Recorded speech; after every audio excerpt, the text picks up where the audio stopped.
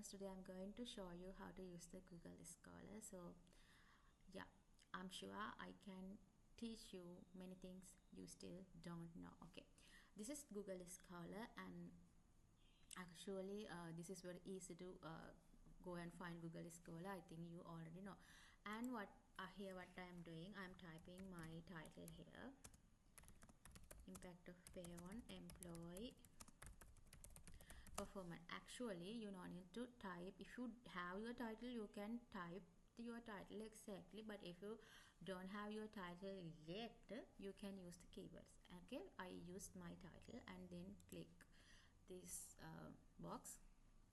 Okay, here we come to the inside of the Google Scholar, and the first thing we want to check, see this here, just within 0.06 seconds, I don't know what is that time duration, it gives around 2.8 million search results related to my title. Actually, this is super amazing, and I can say Google Scholar is like a wide range of ocean, the biggest article ocean. Okay, and then let's learn what are these field options one by one. Okay, here we have the time filtering options. Actually, why this is really important, most of the times we need to get the most relevant papers, like just within the recent 5 years, 10 years. So at that time you can click if there is any year related to you, and if you have any custom range, just click this and give you a custom year range, then click search, then you can get the customized year range search article base. Okay, then what is this short by relevance? Actually, this is a default settings, and what happened from this, Google, once we give our title or keyword, Google Scholar list down the most relevant and classic papers to the top of our list. Okay, it means like it tries to give us the best relevant papers for us. That's what the sort by relevance feature.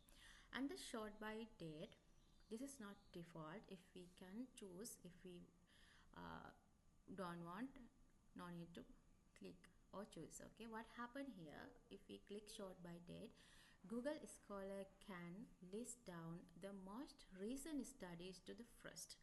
Actually, this is really important if you already have a very good knowledge about your area and you need the recent latest studies. At that kind of situation, you can click this sort by date. Okay, and this any type one, and actually this says to the Google Scholar what kind of papers we need.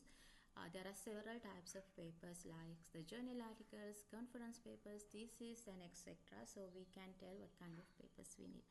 And here review articles. Actually this is also really important feature. Okay, I will tell you this. There are two types of papers.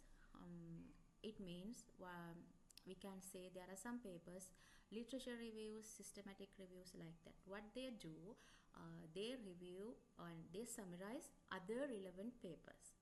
That's what they do in their research. And there are other, what is the other type? Other type is that they are doing reporting one experiment, like that, So actually getting review articles like literature reviews, systematic reviews are really important at the beginner level stage, because one good review article gives a very good overview about the area and also lots of reference list. Okay, so what is the best approach? Okay, I can tell you best move. First, you can use the sort by relevance and also the review articles. It means then first you can get the most relevant classic papers related to your title, and also the review papers. Review papers, like what are the papers which have summarized other relevant papers. You can do first sort by relevance and review articles. After that, you can move to the short by date and any type. You can tell Google Scholar what kind of paper you need, and also you can get the most recent papers. This is the best move I can recommend to you. Okay, I think now you have a good idea about now you got a very good idea about that. And let's come to what is this include patients and include citation. What we need to do, should we need to tick this or untick? Okay, I will tell you what is this and what kind of thing happens when we tick and untick, then you will get an idea.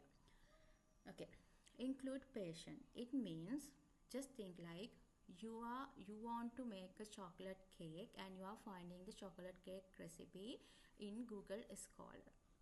Then Google Scholar has real recipe books, and also it has the legal documents that relate to cake bake machines. Actually, we just need that real recipe books. No, we don't need that legal documents related to cake bake machines. So what is when we make relevant this to our research area, our thesis field, it means Google Scholar has the real research papers. Just think like my example, my title is the impact of pay on employee performance. So the Google Scholar has the real research papers related to that, and also it notes some systems that help to improve the employee bonus. So actually in this stage I don't need that systems to improve the employee bonus, I only need that real paper. So it is best to keep untick that. When you untick that, Google Scholar hide that patients and only gives the real research papers. I think that what we need. Another thing is include citation. In here, there are some times Google Scholar doesn't have that paper, but it knows where this paper was used, where this paper is in. So at that time, Google Scholar gives at that location detail. Okay, you can find the full paper from this citation, from this book.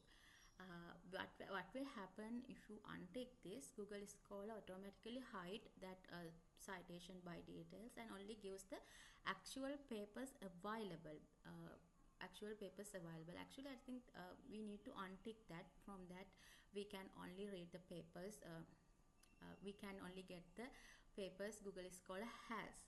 Okay, so my recommendation is better to keep untick this include patients and also include citation. Okay, then what is this create alert? And actually this is also really good feature. Once we click and give our email, what happened, Google Scholar automatically save our search inquiry here, and then if there is any new papers related to our title index in the Google Scholar, it gives our notification, hey, there are some new papers related to your title, so go and check. Like that, it automatically send an email to our paper.